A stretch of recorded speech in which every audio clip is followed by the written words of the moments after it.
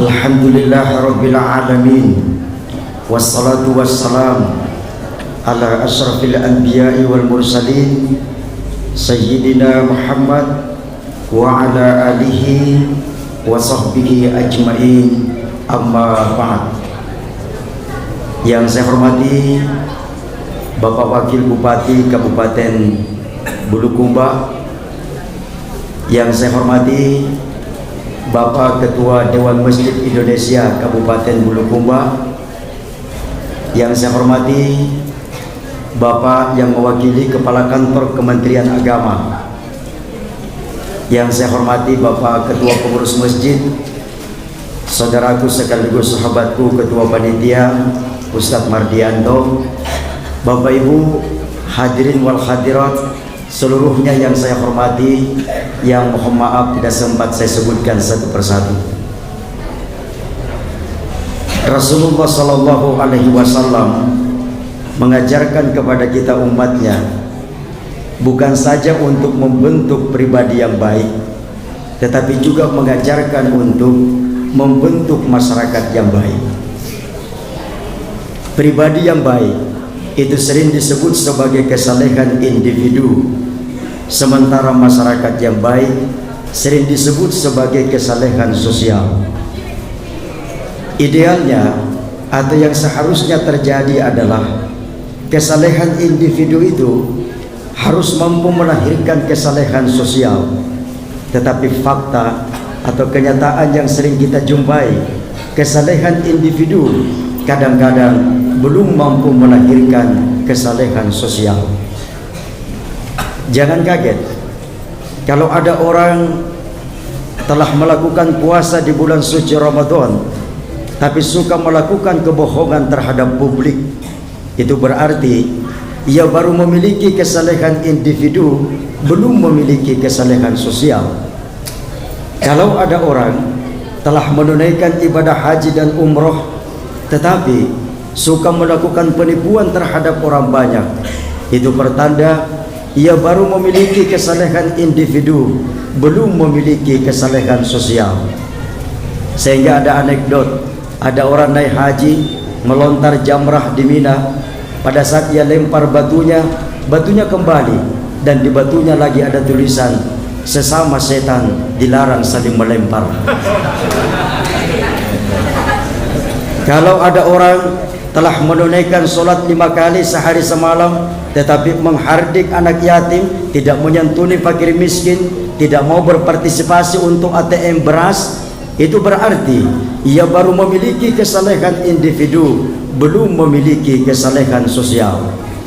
Padahal Al-Quran mengajarkan, ara'aital ladzi yukadzibu biddin fadzalikal ladzi yad'ul yatim wa la yahuddu ala ta'amil miskin. Tahukah kamu siapa mereka yang mendustakan agama? Yaitu mereka yang menghardik anak yatim dan tidak menyantuni fakir miskin. Jadi orang yang tidak memiliki kesalehan sosial oleh Al-Quran disebut sebagai orang yang mendustakan agama. Puasanya dusta, hajinya dusta, umrahnya dusta, bahkan sholatnya dusta, karena mereka tidak memiliki kesalehan sosial.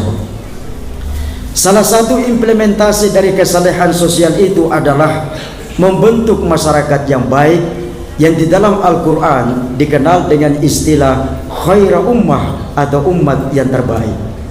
Kampung atau negara tempat umat terbaik itu berada disebut dengan baldatun thayyibatun wa rabbun ghafur, negara yang baik yang mendapatkan ampunan dari Allah. Rasulullah Sallallahu Alaihi Wasallam mempraktekkan masyarakat terbaik itu dengan membangun sebuah masyarakat yang disebut dengan masyarakat Madani. Madani berasal dari bahasa Arab, dari kata tamaddun, artinya peradaban. Dalam bahasa Inggris dikenal dengan kata civilization, juga berarti peradaban. Itu sebab ada yang menyamakan antara masyarakat Madani dengan civil society. Dalam kawaid grammar tata bahasa Arab, untuk menunjukkan satu benda itu disebut dengan mufrad. Untuk menunjukkan dua benda itu disebut dengan musanna. untuk menunjukkan plural atau banyak itu disebut dengan jamak. Waktu saya belajar bahasa Arab dulu, ada teman saya ditanya sama guru saya, apa bahasa Arabnya kalau satu rumah? Teman saya jawab baitun, karena memang rumah bahasa Arabnya baitun. Apa bahasa Arabnya kalau dua rumah? Teman saya menjawab baitani, mengikuti kaidah musanna. Apa bahasa Arabnya kalau banyak rumah? Teman saya spontan menjawab BTN. Ya barangkali di pikirannya banyak rumah jadi perumahan, bahasa Arabnya BTN.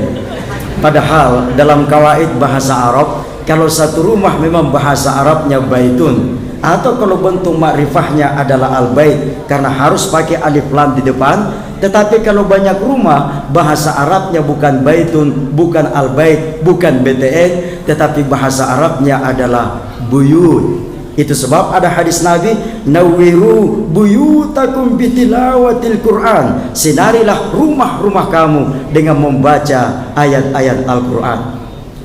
Rasulullah sallallahu alaihi wasallam diutus untuk mengubah masyarakat jahiliyah yang biadab menjadi masyarakat madani yang berakhlak. Rasulullah sallallahu alaihi wasallam bersabda, "Innama bu'istu liutammima makarimal akhlak." Sesungguhnya aku diutus tidak lain adalah untuk menyempurnakan kemuliaan akhlak. Jadi masyarakat yang berakhlak itulah masyarakat madani. Masyarakat yang tidak berakhlak itulah masyarakat jahiliyah.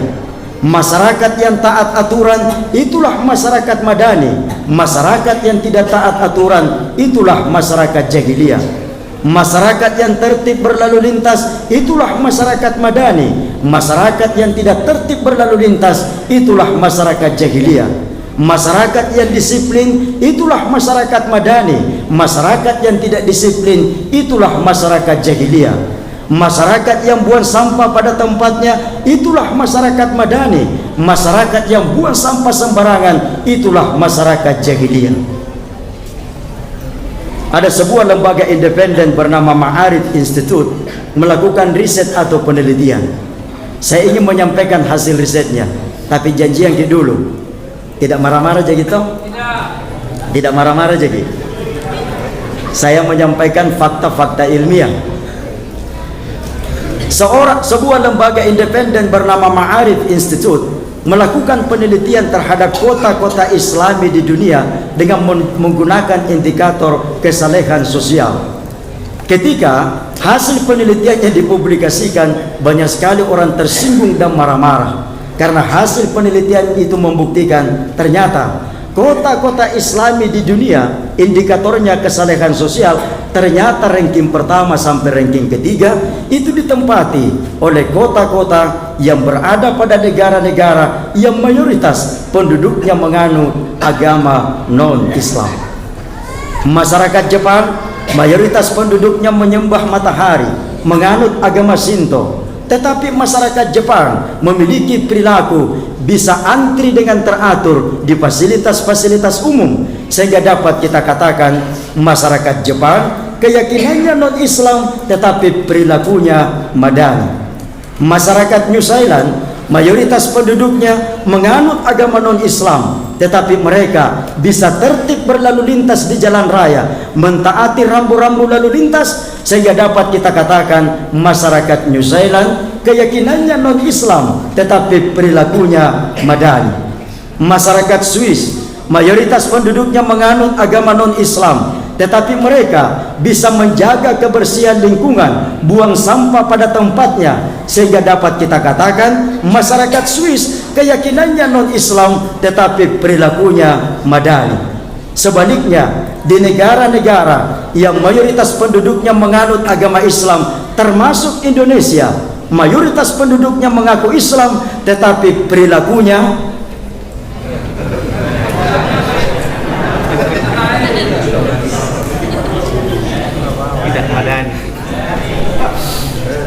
Bapak Ibu saja yang teruskan. Sehingga seorang pemikir Islam terkemuka bernama Syekh Muhammad Abduh mengeluarkan sebuah ungkapan yang menggemparkan seluruh dunia. Apa ungkapan beliau? Al-Islamu mahjubun bil muslimin. Keindahan Islam itu tertutupi oleh orang-orang Islam sendiri. Kita tidak perlu marah dengan hasil riset itu, karena indikatornya adalah kesalehan sosial, bukan kesalehan individu. Peringatan Maulid kali ini, mari kita jadikan sebagai momentum untuk mencontoh akhlak Rasul dalam hal membangun kesalehan sosial atau membangun masyarakat madani. Apa ciri-ciri masyarakat madani yang telah dipraktekkan oleh Rasul itu? Bapak Ibu mau tahu? Bapak Ibu mau tahu? Mau tahu aja atau mau tahu banget? Ciri masyarakat madani yang pertama itu adalah masyarakatnya beriman dan bertakwa. Ibu bapak tabe, kalau bangun ke rumah kira-kira memerlukan pondasi atau tidak? Memerlukan pondasi. Kalau tidak ada pondasi, apa yang terjadi, Pak? Bisa roboh.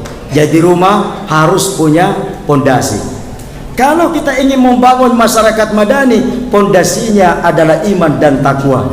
Allah berfirman di dalam Al-Quran, surah Al-A'raf ayat 96, walau anna ahlal qura amanu wattaqau lafatahna alaihim barakatin minas sama'i wal ard walakin kadzabu faqatnahum bima kanu yaksibun. Sekiranya penduduk negeri-negeri itu beriman dan bertakwa, maka pastilah kami, kata Allah, akan mengeluarkan berkah dari langit dan bumi. Tetapi mereka mendustakan ayat-ayat kami, maka kami siksa mereka akibat dari apa yang telah mereka lakukan. Kalau masyarakatnya beriman dan bertakwa, insya Allah kehidupan masyarakatnya akan baik, tentram dan sejahtera. Sama dengan kehidupan berkeluarga. Kalau keluarga itu dibangun di atas pondasi takwa, insya Allah mendapatkan keluarga yang bahagia, sakinah, mawaddah, warahmah. Setuju ibu bapak? Ada suami akidahnya perlu diluruskan. Ada suami punya pemahaman yang keliru. Katanya kalau sebelum keluar bekerja cari rezeki, kalau posisi tidur istri menghadap ke kanan, maka keluar rumah suami harus belok kanan karena rezeki ada di kanan. Kalau posisi tidur istri menghadap ke kiri, maka suami keluar rumah harus langsung belok kiri karena itu rezeki ada di kiri. Tetapi kalau istri posisi tidurnya menghadap ke atas, suami tidak perlu keluar rumah karena rezeki sudah di depan mata.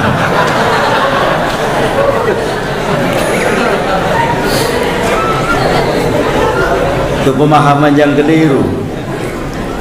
Karena itu ibu-ibu di belakang, halo ibu-ibu, halo ibu-ibu, jelas kita dengar di belakang?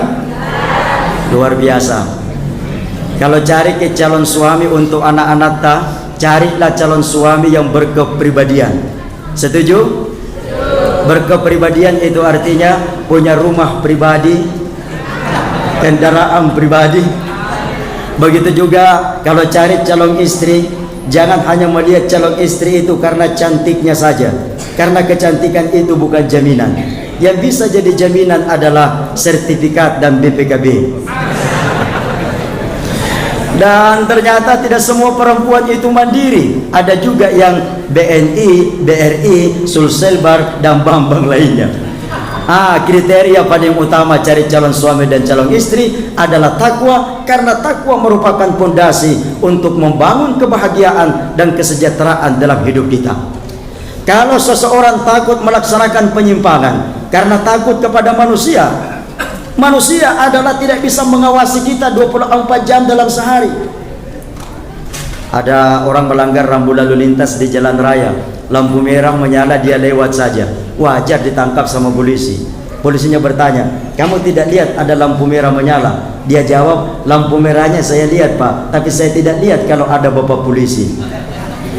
Taat kepada aturan hanya karena ada petugas.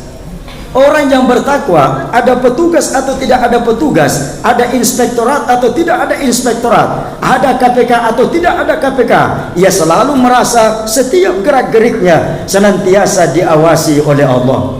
Dan memang wa huwa ma'akum aina ma kuntum wallahu bima ta'maluna basir. Allah beserta kamu dimanapun saja kamu berada, dan Allah maha melihat setiap yang kamu kerjakan. Ada orang pak, setiap maganya berbuat selalu ada yang curi, setiap maganya berbuat selalu ada yang curi. Saking jengkelnya, dia ambil kertas selembar lalu dia tempel di pohon maganya. Lalu di kertas itu dia buat tulisan besar-besar, Tuhan tahu siapa yang mencuri mangga ini. Dengan harapan tidak ada lagi yang berani mencuri mangganya. Keesokan harinya dia datang, ternyata mangganya tetap dicuri. Tulisannya sudah ada tambahannya lagi di bawah, Tuhan tahu siapa yang mencuri mangga ini, tapi Tuhan tidak akan bilang siapa-siapa. Sama itu ada orang kebelet sudah mau buang hajat besar, celakanya belum nyampe di rumahnya, yang dia dapat cuma toilet umum di pinggir jalan. Karena sudah tidak bisa dia tahan, dia singgah di toilet itu. Ternyata di toilet itu tidak ada gantungan celananya, maka terpaksa celananya dia gantung di luar toilet. Karena khawatir celananya ada yang curi, di celananya dia buat tulisan besar-besar, jangan coba-coba curi celana ini milik petinju nasional. Nasarifin gambar panjagur selana nama Allah tahu. Dia masuk ke toilet buang hajat, selesai buang hajat dia keluar, apa yang terjadi? Celananya sudah hilang, dibawa kabur oleh maling. Tulisannya sudah berganti lagi, jangan coba-coba mengejar, celana ini dicuri oleh pelari nasional.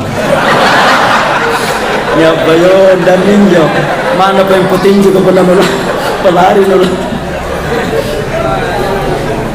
Ibu bapak, kita bangsa Indonesia bukan kekurangan orang-orang yang pintar, kita cuma kekurangan orang-orang yang jujur. Kita bangsa Indonesia bukan kekurangan orang-orang yang terampil, kita cuma kekurangan orang-orang yang berkarakter. Setuju ibu bapak? Wih, ada rombongan politisi satu bus mengadakan kunjungan di sebuah kampung jauh dari pemukiman. Bus yang mereka tumpangi kecelakaan. Yang ada di situ cuma seorang petani tua yang lugu. Maka sang petani tua yang lugu berinisiatif menguburkan seluruh politisi yang kecelakaan. Besoknya datang tim investigasi, dicari itu Pak Tua, ditanya, Pak Tua, betulkah itu kemarin seluruh politisi sudah meninggal baru kita kuburkan? Pak Tua dengan lugu menjawab, sebenarnya waktu saya kuburkan kemarin itu ada yang saya dengar masih bersuara, saya belum mati, tapi biasalah politisi kan tidak bisa dipercaya kata-katanya.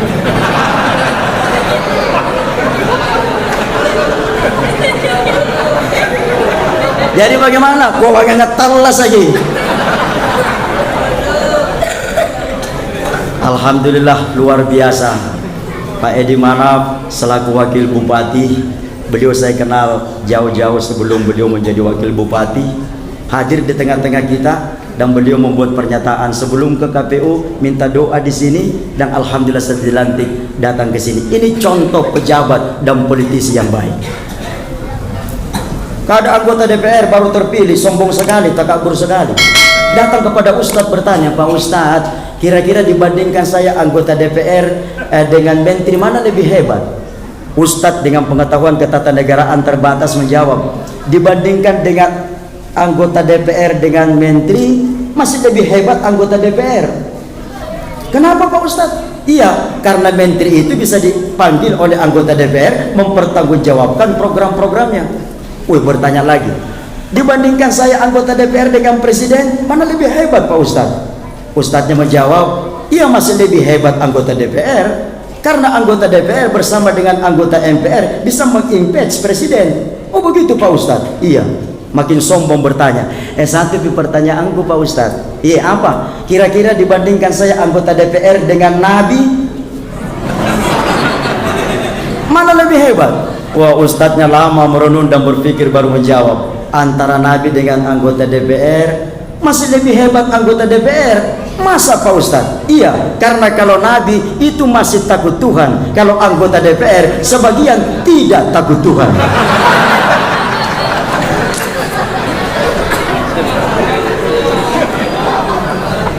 Ciri masyarakat madani yang pertama adalah masyarakatnya beriman dan bertakwa.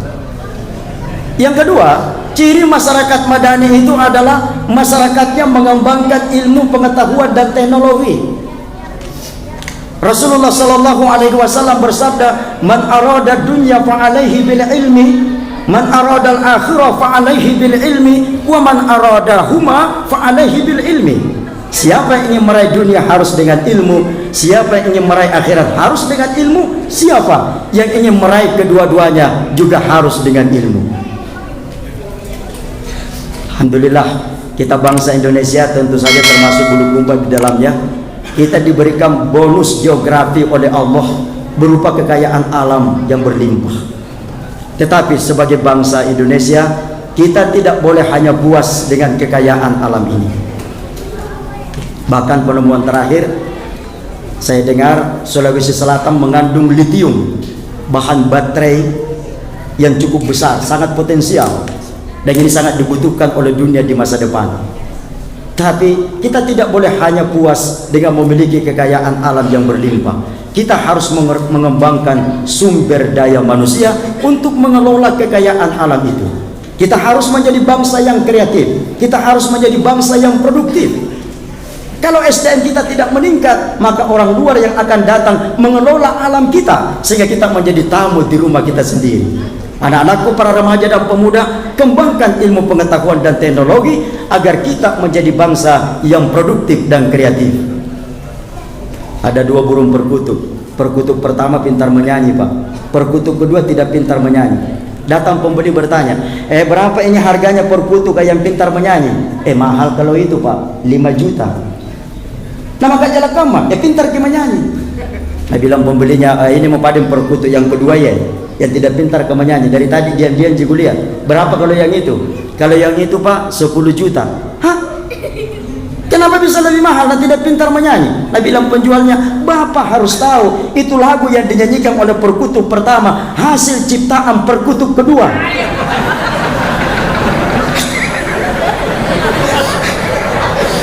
Jadi diam-diam kita tapi pencipta lagu. Kalau kekayaan alam ini kita olah dalam negeri, baru kita ekspor, harganya lebih mahal ketimbang langsung kita ekspor. Maka kita harus mengembangkan ilmu pengetahuan dan teknologi agar kita menjadi bangsa yang kreatif. Ada penjual sayur masuk di sebuah pemukiman, dia cari ide kreatif supaya banyak pembeli yang datang. Masuk ke perumahan, dia berteriak dengan suara yang lantang. Satu komplek dengar, tolong, tolong, tolong. Datang semua orang berkumpul, bertanya, ada apa, ada apa? Penjual sayur dengan tenang menjawab, lihat Magi, ada macam-macam, ada toge, ada kacang, ada labu.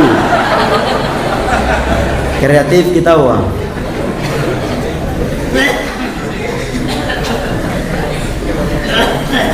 Ada 3 ruko dengan jualan yang sama, Pak. Ini ruko sebelah kanan, dia buat baliho di depan tokonya. Apa tulisannya? Diskon 75%. Wih, masih semua di sana pembeli. Besoknya ruko sebelah kiri pasang juga baliho dengan tulisan yang besar, beli 1 dapat 2. Wih, masuk semua pembeli. Untung ruko yang di tengah itu kreatif, dia pasang juga baliho di depan rukonya. Apa tulisannya? Mau kita dapat diskon 75% dan beli 1 dapat 2. Ini pintu masuknya.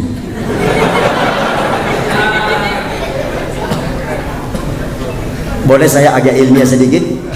Boleh? Supaya Bulan tidak hanya bawa ketawa tapi ada ilmu yang dibawa. Boleh? Seorang ilmuwan muslim bernama Ibnu Khaldun dalam kitabnya yang sangat terkenal, kitab Muqaddimah, menjelaskan bahwa peradaban besar bangsa-bangsa di dunia selalu memiliki masa-masa awal, masa kejayaan atau glory, dan masa keruntuhan. Ketika ia runtuh, ia diganti oleh peradaban bangsa-bangsa yang lain, begitu seterusnya, sehingga pemikiran Ibnu Khaldun dikenal dengan teori siklus peradaban.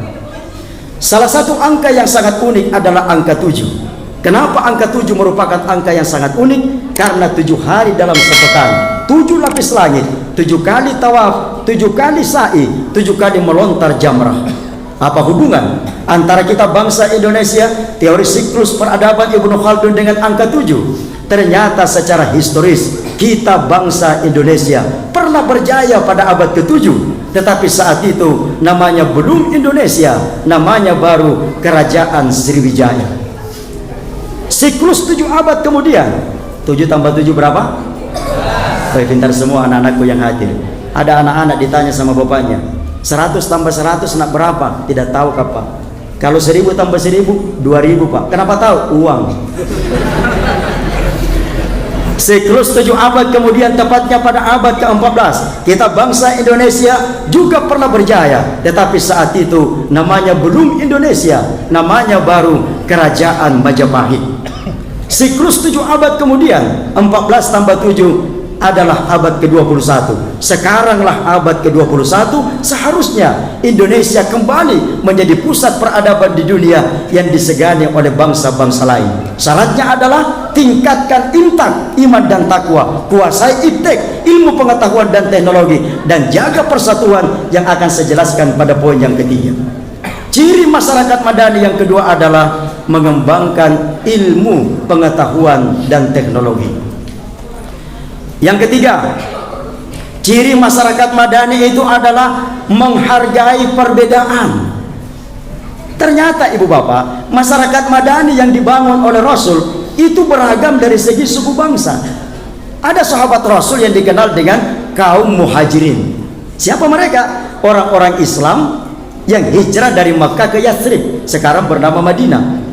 Ada sahabat Rasul yang disebut dengan kaum Ansor. Siapa mereka? Orang Islam penduduk asli Madinah. Ada sahabat Rasul yang sangat terkenal tukang azan, namanya Bilal bin Rabah. Kenal Bilal? Kenal di mana?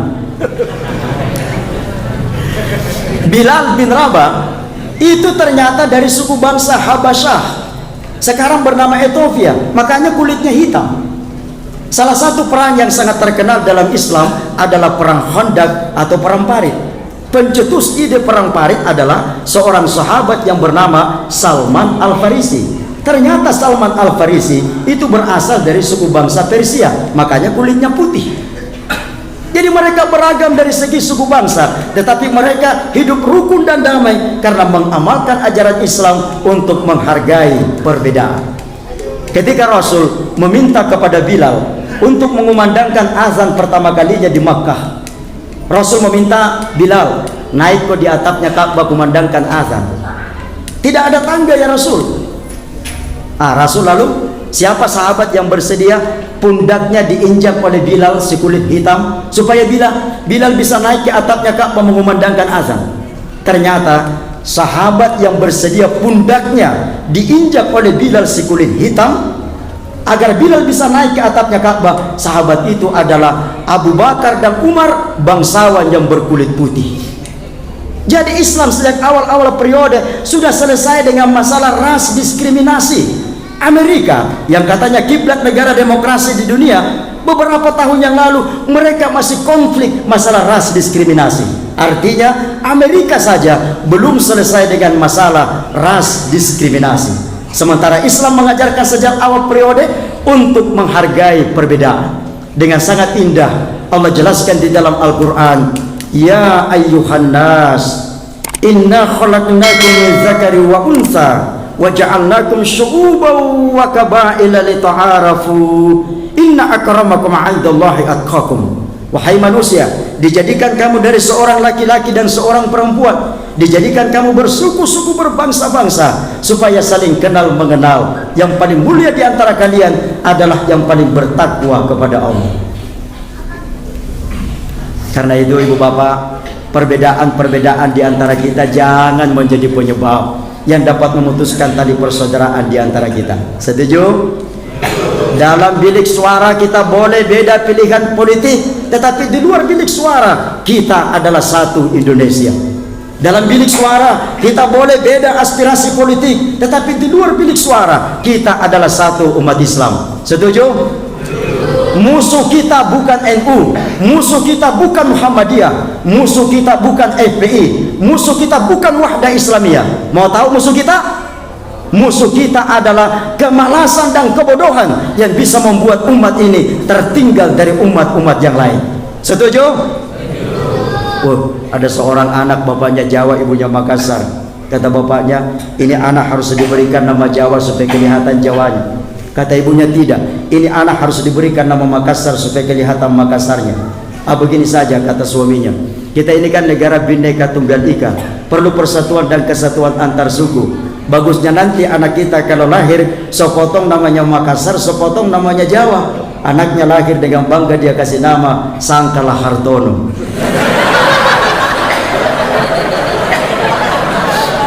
Jadi sangkalanya itu Makassar, Hartononya itu Jawa. Ada sepasang suami istri pak, rumahnya dimasuki perampok. Suami istri itu mau dibunuh sama perampok. Yang pertama yang mau dibunuh istrinya, sambil menodongkan pistol di kepala istri tuan rumah itu, perempuannya berkata, saya itu setiap mau bunuh orang selalu saya mau tahu siapa nama orang yang saya bunuh. Siapa namamu? Sambil gemetar istri tuan rumah itu menjawab, nama saya Nur Hayati. Ih, kebetulan sama dengan nama ibu kandung saya. Saya tidak mungkin membunuh orang yang namanya sama dengan ibu kandung saya. Selamat itu istrinya gara-gara namanya Nur Hayati. Giliran suaminya mau dibunuh sama perampok, kalau kamu siapa namamu? Sambil gemetar suaminya menjawab, sebenarnya nama saya Sangkala, tapi orang-orang sering juga memanggil saya Nur Hayati. Dia bilang perampoknya, tidak mungkin namaku Sangkala dipanggil Nur Hayati. Ini tembak ulunna di palappogi. Ibu bapak, mau kita bersatu? Mau membangun kebersamaan? Kalau mau kita membangun kebersamaan, menjaga persatuan, ikuti apa yang disampaikan oleh Pak Wabub tadi. Jangan suka menyebarkan berita-berita hoax. Kalau ada postingan-postingan belum jelas kebenarannya, jangan langsung di copy paste, di share di grup-grup WhatsApp. Ibu, halo ibu-ibu, halo ibu-ibu. Kalau kirim ke WhatsApp sama Ustadz, hati-hati kita. Beda satu huruf saja itu bisa beda artinya. Ada ibu-ibu majelis taklim, dia kirim WhatsApp ke Ustadz. Apa isi WhatsAppnya? Bisakah Ustadz mengisi hati ini? Tunggu dulu bu, saya tanya dulu istriku di rumah. Kenapa tanya istri Pak Ustadz? Ini persoalan hati bu, tidak gampang. Oh maaf Pak Ustadz, saya salah ketik. Bisakah Ustadz mengisi hari ini pengajian di tempat saya? Itu beda satu huruf, lain pengertiannya. Bahaya sekali itu berita-berita hoax. Saya Pak Wabub alhamdulillah termasuk orang yang awal-awal as-sabiqunal awalun divaksin. Saya sudah vaksin 1, vaksin 2. Bahkan sekarang saya sudah siap-siap di booster dengan Moderna, karena sebentar lagi akan bawa jemaah umrah ke tanah suci. Jadi syaratnya berangkat umrah sekarang harus vaksin Sinovac 1 dan 2 dan di booster Moderna 1 kali. Saya sudah divaksin dosis 1 dan dosis 2. Waktu awal-awal, wah luar biasa pemberitaan. Pak Ujas kenapa mau divaksin? Orang yang divaksin itu 2 tahun mami umurnya. Saya bilang alhamdulillah, saya tahu 2 tahun mami umurku, saya bisa bertobat dari sekarang. Tidak usah terprovokasi oleh berita-berita hoax. Mau dengar cerita Pak? Ada seorang petani sapi perah pagi-pagi di sebuah kampung. Dia masuk ke kandang sapinya, dia perah susu sapinya. Begitu cukup 1 ember, ditendang oleh sapinya pakai kaki kanan. Tumpah kodong susunya 1 ember. Maka dia ikat kaki kanan sapinya di tiang sebelah kanan. Iya, dia perah susu sapinya, begitu cukup 1 ember, ditendang lagi oleh sapinya pakai kaki kiri. Maka dia ikat kaki kiri sapinya di tiang sebelah kiri. Dia bilang tidak bisa ini menendang karena kedua kakinya sudah saya ikat. Dia perah susu sapinya, ekornya lagi yang dia pakai memukul itu ember. Tumpah lagi susunya 1 ember. Karena suaminya kodong sudah tidak punya tali untuk mengikat, terpaksa tali pengikat celananya dia lepas. Pada saat tali pengikat celananya dia lepas, celananya langsung molor ke bawah. Pada saat celananya molor ke bawah, tiba-tiba istrinya datang, tidak bertanya, langsung memberikan kesimpulan. Oh,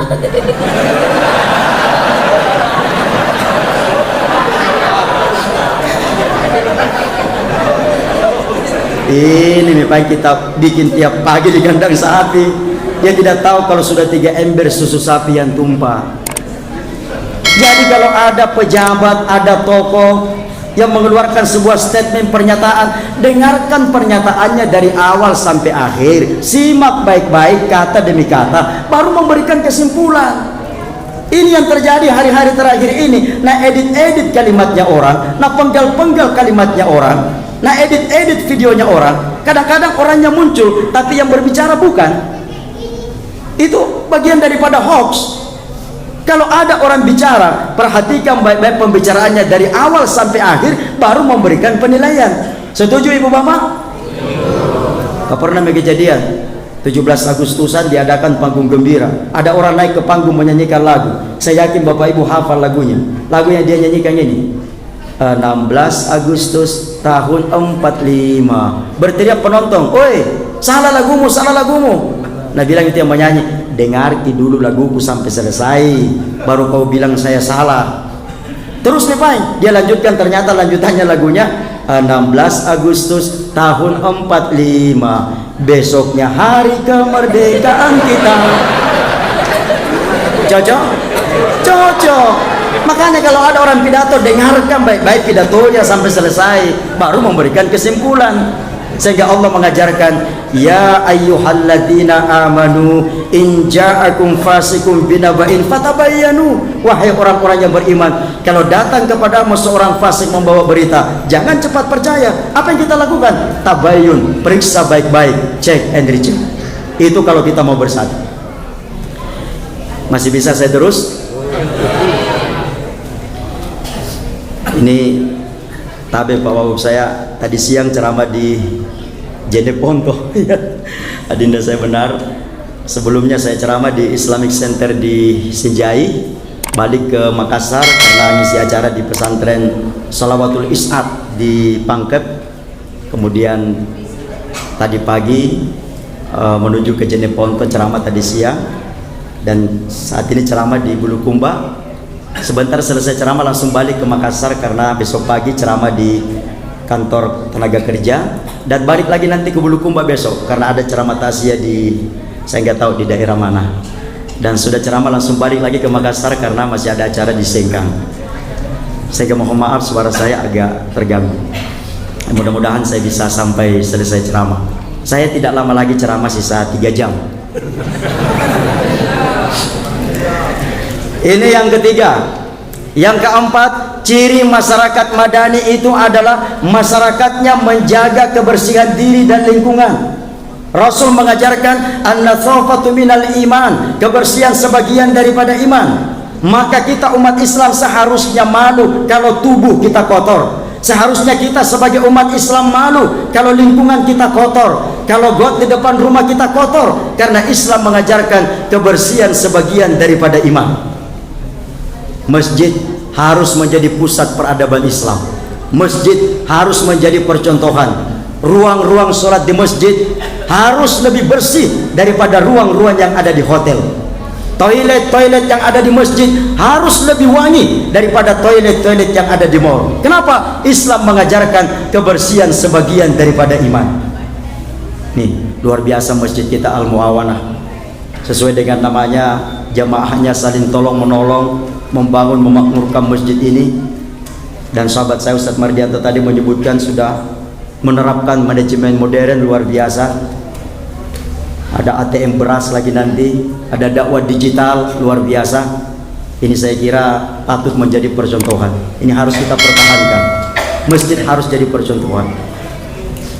Di Makassar dulu orang kalau pergi di mall, masuk ke toilet, keluar itu bayar. Sekarang alhamdulillah sudah tidak bayar.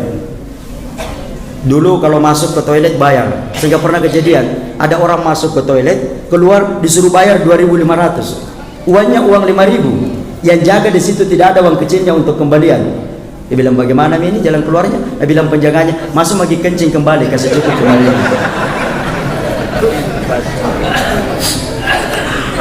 Ada good news dan bad news, ada kabar baik dan kabar buruk sekarang. Kabar baiknya adalah ibu-ibu kalau turun di Makassar tidak bisa masuk ke mall belanja kalau tidak memperlihatkan sertifikat vaksin. Tidak bisa belanja di mall di Makassar kalau tidak memperlihatkan sertifikat vaksin. Itu adalah kabar buruk untuk ibu-ibu, tapi kabar baik untuk bapak-bapak. Karena tidak pergi belanja di mall. Tapi jangan salah, ibu-ibu tidak belanja di mall tapi belanja online saja. 3-5 paketnya datang satu hari. Sebentar-sebentar ada bisa orang berteriak di depan pintu, paket, paket, paket. Bagaimana tidak jantungan suaminya dong? Ada suami istri berantem pisah rumah. Suaminya sadar, dia telepon istrinya di rumah, dia bilang, mama insaf sadar, mama pulang ke rumah minta maaf kak. Nah bilang istrinya, bapak belum saya maafkan, belum bisa pulang ke rumah. Apa di dekatnya bapak sekarang ada gelas? Ya ada mak, ini ada gelas. Ambil gelas itu pak, lemparkan ke lantai.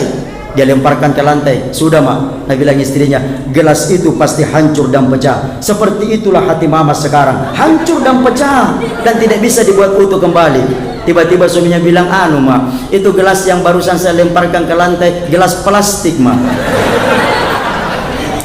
Jadi tidak pecah. Dia bilang pulang bagi saya maafkan tuh. Sampai di rumah karena agak stres Kiko dong, mau minum kopi. Mama saya mau minum kopi, mana gula? Ada gitu gula di dapur pak. Yang mana ya bu? Dia bilang itu yang di toples yang ada tulisannya garam. Kenapa isinya gula ditulis garam? Supaya tidak nak tahu semut pak kalau itu gula. Tak liwat-liwatnya ini mama Nah bilang istrinya, bapak itu yang tak liwat-liwat. Periksa itu handphone tak? Masa nomor teleponnya Jessica ditulis Junaid.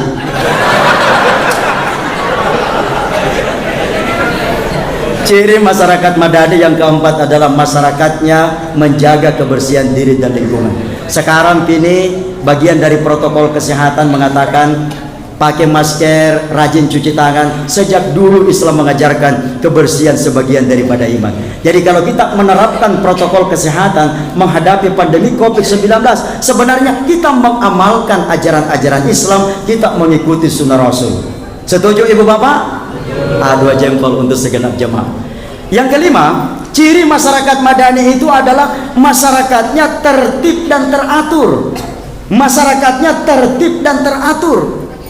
Kenapa Rasul sangat menganjurkan sholat berjamaah? Sampai-sampai sholat berjamaah diberikan ganjaran pahala 27 kali lebih baik dibandingkan dengan sholat sendiri. Karena melalui sholat berjamaah Rasul ingin mengajarkan, istilah ilmiahnya adalah social order, keteraturan sosial.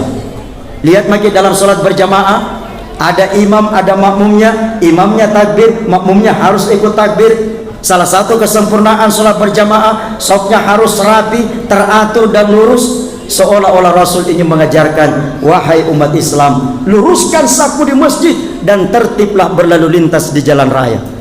Seolah-olah Rasul ingin mengajarkan, wahai umat Islam, rapikan safu di masjid dan antrilah dengan teratur di fasilitas-fasilitas umum. Malu kita sebagai umat Islam kalau tidak bisa menerapkan budaya antri. Malu kita sebagai umat Islam kalau tidak bisa tertib berlalu lintas. Di Makassar saya nggak tahu kalau di Bulukumba. Di Makassar biasa terutama ibu-ibu kalau naik motor tidak pakai helm, hanya pakai daster. WC-nya ke kiri tapi belok kanan. Jadi dia mau belok kiri dan belok kanan dia saja dan Allah yang tahu. Biasalah di perkotaan itu kan diadakan penataan sedemikian rupa, ada kawasan terlarang untuk penjual buah-buahan. Pernah kejadian kodong ada pagandeng dari kampung karena tidak tahu. Yang pertama yang lewat penjual langsat ditangkap sama petugas. Penjual langsat, ini kawasan terlarang untuk penjual buah-buahan. Kamu melanggar. Siapa? Kamu akan dihukum. Siapa? Apa hukumannya? Makan langsatmu dan juga kulit-kulitnya. Baik pak. Lewat penjual langsat, datang lagi penjual salak. Ini juga penjual salak yang melanggar tongkol. Hukumannya makan salakmu dan kulit-kulitnya. Siapa? Itu penjual salak. Dia makan salak dan kulitnya sambil menangis. Ditanya sama petugas, kenapa kau menangis? Tidak enak. Dia bilang kalau itu tidak usah ditanya pak, pasti tidak enak. Tapi bukan gara-gara itu saya menangis. Gara-gara apa Jepang kau menangis? Saya menangis karena cuma merasakan apa yang nanti dirasakan oleh penjual durian di belakang saya pak. Saya mendingan cuma salak, di belakang saya masih ada penjual durian pak. Ciri masyarakat Madani yang kelima itu adalah masyarakatnya tertib dan teratur. Sekarang ini baru ada istilah social distancing, jaga jarak. Sejak dulu Islam mengajarkan ketertiban dan keteraturan. Maka umat Islam harus menjadi yang terdepan untuk mencontohkan hidup bersih, tertib dan teratur. Setuju ibu bapak? Yang terakhir, yang keenam, ciri masyarakat Madani itu adalah masyarakatnya menjalankan tugas amar ma'ruf dan nahi munkar. Masyarakatnya saling menasihati untuk kebaikan dan menegakkan kebenaran. Kritik sosial itu penting. Dalam teori fungsionalisme struktural disebutkan perlu ada social balancing, keseimbangan sosial. Salah satu caranya adalah ada kritik, ada amar ma'ruf nahi munkar. Rasulullah SAW bersabda, man ra'a minkum munkaran falyughayyirhu biyadihi fa illam yastati' fa bilisani fa illam yastati' fa biqalbi wa dzalika adhaful iman, rawahul Muslim an Abi Sa'id Al-Khudri. Apabila di antara kamu, kata Rasul, melihat suatu kemungkaran, maka cegahlah dengan kekuatan. Kalau dengan kekuatan tidak sanggup, maka cegahlah dengan lisan. Kalau dengan lisan tidak sanggup, maka cegahlah dengan hati. Yang demikian itu merupakan selemah-lemah iman.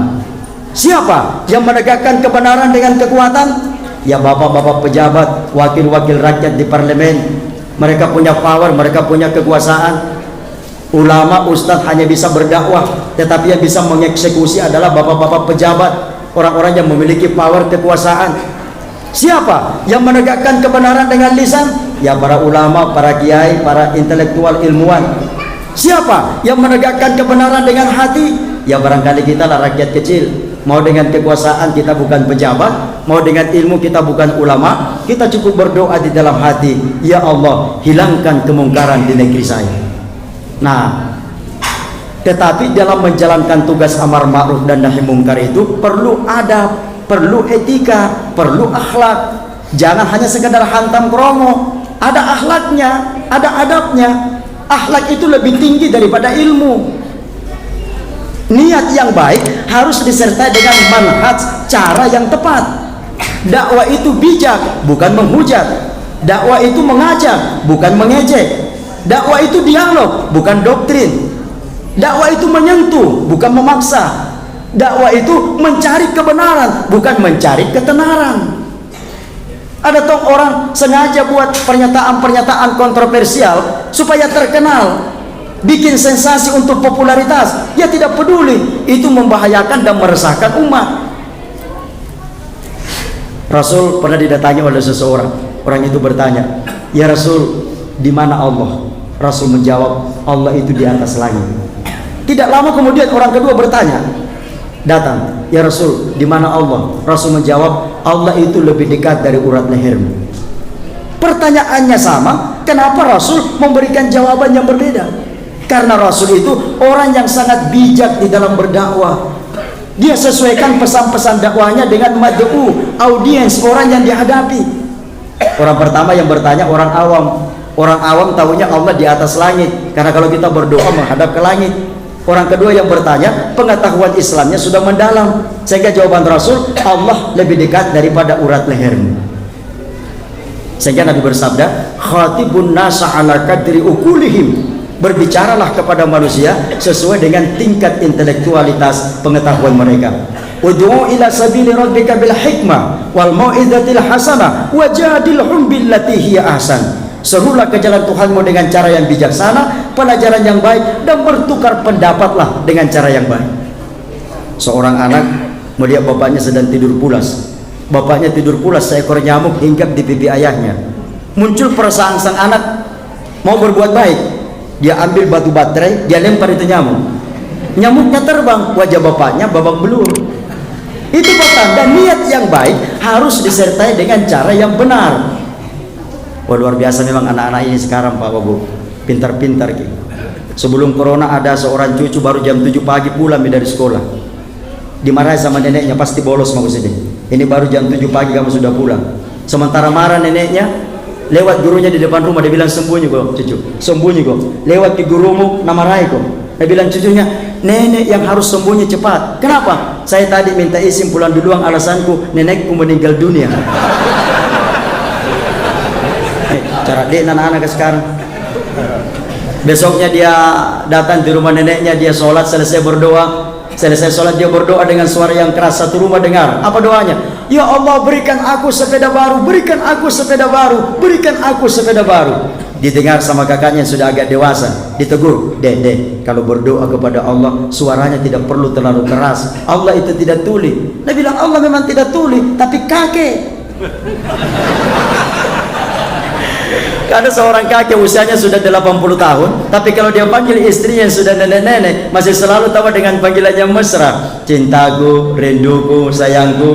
Cucunya penasaran, kek, apa resepnya? Sampai usia kakek sudah setua begini, memanggil nenek masih selalu dengan panggilannya mesra. Kata kakeknya, itu nenekmu, selalu saya panggil dengan panggilan cintaku, rinduku, sayangku, karena sudah lama saya lupa namanya.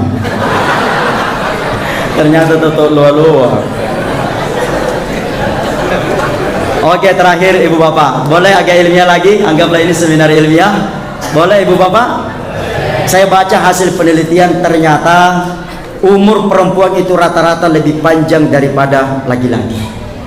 Ada laki-laki yang umurnya lebih panjang dari perempuan, tapi kalau dirata-ratakan, rata-rata perempuan itu umurnya lebih panjang daripada laki-laki. Apa rahasianya? Rahasianya karena perempuan itu suka menangis. Ternyata menangis itu ada 3 manfaatnya. Manfaat menangis yang pertama adalah air mata yang keluar adalah zat beracun dalam diri kita. Manfaat menangis yang kedua adalah air mata yang keluar itu bisa membunuh bakteri di sekitar kelopak mata, sehingga kalau pagi-pagi kita bangun tidur ada namanya tai mata. Orang Makassar bilang cicang. Nelong cicang nanti. Tai mata, apa itu tai mata? Yaitu bakteri yang terbunuh oleh air mata yang keluar di saat kita tidur. Manfaat menangis yang ketiga adalah menurut para ilmuwan psikologi, berapa volume, berapa tetes air mata yang keluar, sekian beban hidup yang berkurang. Perempuan kalau ada masalahnya ia menangis, maka beban hidupnya sedikit berkurang. Sementara anak laki-laki sejak kecil dibesarkan oleh kultur atau lingkungan di mana ia tidak boleh menangis. Perhatikan baik-baik. Kalau ada anak laki-laki menangis, pasti dimarahi sama orang tuanya.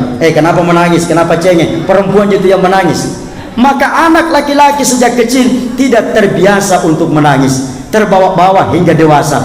Ada masalah di kantor, ia tidak menangis, ia pendam. Ada masalah dalam bisnis, ia tidak menangis, ia pendam. Ada masalah dalam pergaulan, ia tidak menangis, ia pendam. Apakah masalahnya hilang? Tidak. Bertumpuk, terakumulasi. Makanya sering kita dengar ada laki-laki mati mendadak. Karena itu sesamaku kaum laki-laki, menangislah. Ini ada kaitannya dengan sunnah Rasul yang akan saya jelaskan. Itu sebabnya air mata bukan saja diciptakan untuk kaum perempuan, tapi juga untuk kaum laki-laki. Dan paling bagus menangis adalah sesuai dengan sunnah Rasul, yaitu di atas sajadah di sepertiga malam terakhir ketika melakukan sholat tahajud. Umar bin Khattab, sahabat Rasul yang gagah perkasa, tetapi menangis ketika melakukan sholat tahajud. Salahuddin Al-Ayyubi, panglima perang yang gagah perkasa, tetapi menangis ketika melakukan sholat tahajud. Sultan Mehmed II yang diberikan gelar sebagai Sultan Fatih sang penakluk, karena bisa menaklukkan kota Konstantinopolis, pusat kerajaan Romawi Timur saat itu, sekarang bernama Istanbul di Turki. Adalah panglima perang yang gagah perkasa di siang hari, tetapi menangis ketika melakukan sholat tahajud. Wa minal laili fatahajjat bihi nafilatan lak asa ayyab'atsaka rabbuka maqaman mahmuda. Dan pada sebahagian malam bersolat tahajudlah kamu sebagai ibadah tambahan bagimu, semoga Allah mengangkat ke tempat yang terpuji. Ibu bapak, ini saja yang saya sampaikan pada malam hari ini. Semoga peringatan Maulid kita bisa mengikuti akhlak Rasul dalam hal membangun kesalehan sosial, yang salah satu wujudnya adalah masyarakat madani dengan indikator-indikator ciri-ciri yang telah saya sebutkan mulai dari poin pertama sampai poin ke-6. Semoga ada manfaatnya. Terima kasih atas perhatian Ustadz Mardianto, terima kasih segenap pengurus. Saya telah diberi kesempatan untuk bisa bersilaturahim. Mohon maaf, terima kasih Pak Wabub, sukses ki, sehat ki selalu. Ketua DNI, sehat ki selalu. Segenap jemaah sehat-sehat ki semua, jaga ki kesehatan tingkatkan imun, tingkatkan iman pertama, kemudian imun, supaya kita bisa survive under pressure, kita bisa bertahan dalam menghadapi pandemi COVID-19. Terima kasih. Wassalamualaikum warahmatullahi wabarakatuh.